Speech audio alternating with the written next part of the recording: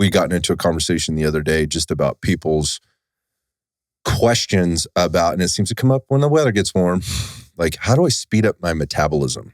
And it's usually rooted in, I'm trying to lose body fat. Like I want to lose weight / body fat.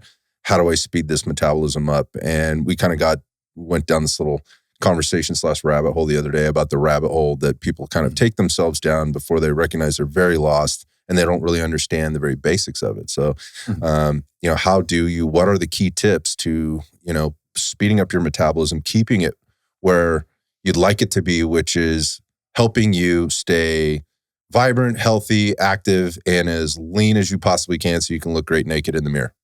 Absolutely. Yeah. So how do we do all that? Like, because those are just the questions that keep coming up. And I know the answers haven't changed. And obviously I'm asking this tongue in cheek, but I think there are some things that people could apply a little bit differently if they understood things a little bit differently in order to quote unquote speed up their metabolism. Yeah. So I think some people, they're struggling to lose weight, and maybe I just have a slow metabolism. That can be a very easy thing to fall back on. And for some people, they may actually have, air quotes, a slow metabolism or a down-regulated metabolism. That's a better way of looking at it. Yeah. Down-regulated.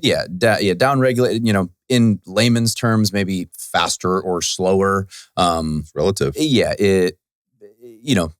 You can think about it that way, but it's not exactly accurate. So, what metabolism is, first off, is basically how your body is converting the food you eat into energy that you use to keep your body operating. That is essentially, metabolism is a series of chemical reactions that take organic material that you stuff into your mouth and turn it into the stuff of life, the stuff of all bodily processes. So that would be, in its most basic form, what metabolism is. But when it comes to, how we apply metabolism to weight loss, it tends to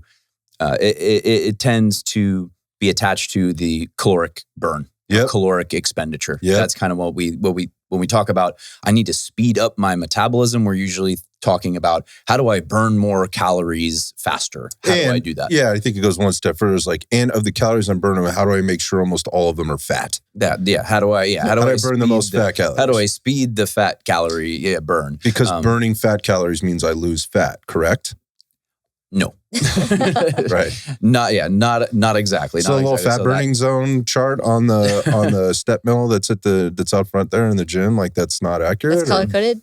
Yeah. Well, we could, that energy systems discussion could lead us down an entire completely other rabbit hole.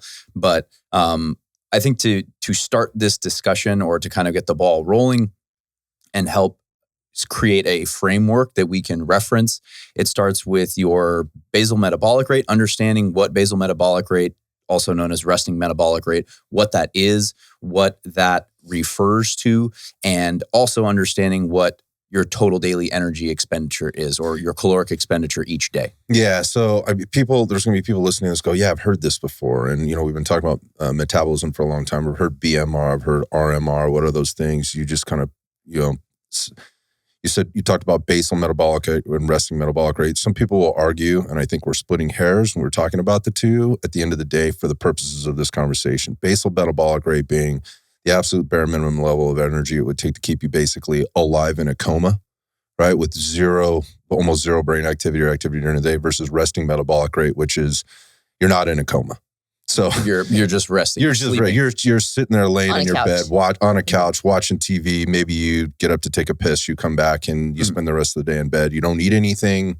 You don't do anything. You don't expend any physical energy. I think we're splitting hairs. So for anybody that caught what he said there and is already like, oh, they're not the same, shut up. Because we're pretty much talking the same stuff. Yeah. If that's the kind of conversation we're going to have, then you're going to miss all the rest of the stuff. You're probably the person that needs this conversation. Yeah, so. You're missing the point. So the way I describe it is, if you are sitting in a chair all day long doing absolutely nothing, the amount of caloric energy it takes to keep you breathing, to keep your heart functioning, to keep your brain operating, just to, like you said, to keep you alive with absolutely zero physical activity. Yep.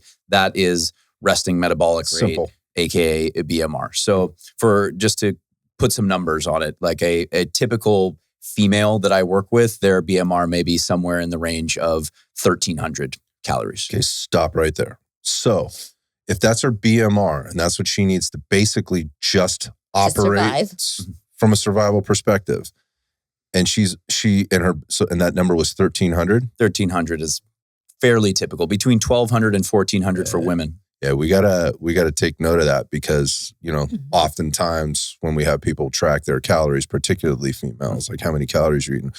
Oh, I don't know. 1,200. That always is it's always the number. For men and women. What's the reality of that though for women oftentimes when they come in? That they have been under eating for a significant period of time. It's like 900. And so you're not even getting close to meeting what would be considered your BMR or your RMR. In this case, let's just call it RMR. This is going to lead to more things in this conversation. That's why I just wanted to time you out on that. Like, take note of that because it's the same for men too. Like, you want to speed up your metabolism, lose fat, build muscle, whatever, and you're not even getting close to meeting your basic needs yet. So anyway, I digress. Sorry, I may have got off on this. On the male side, that number may be 1,500, 1,700, somewhere in that range, again, depending on someone's stature. Yeah. So what's it based on? What kind of makes it up? You said like living or breathing, brain activity, things like that. What's the major component of that burns, that would push your RMR from 1,200 to 1,700? Yeah. Basically, your stature, and the larger your stature, the more muscle mass you tend to have. So you have higher energy needs. Exactly. Yeah. The larger a person you are, or the more muscle mass you have, the higher your resting rate of calorie expenditure is.